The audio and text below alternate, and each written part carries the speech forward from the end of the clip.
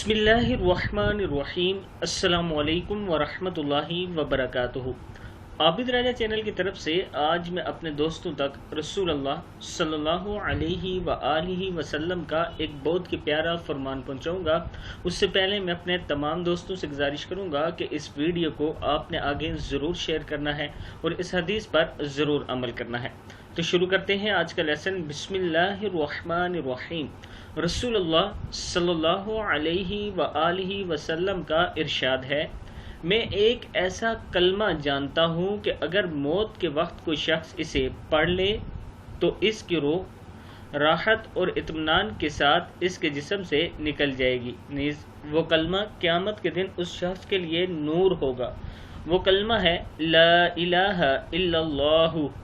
कंजुल आमाल में ये मौजूद है, आप देख सकते हैं।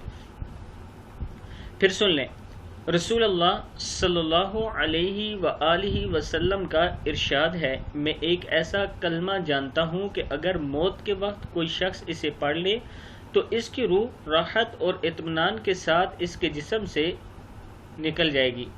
वो कलमा क़यामत के दिन इस शख्स के लिए नूर होगा। वो कलमा है ला इलाहा इल्लल्लाहु। कंजुल आमाल।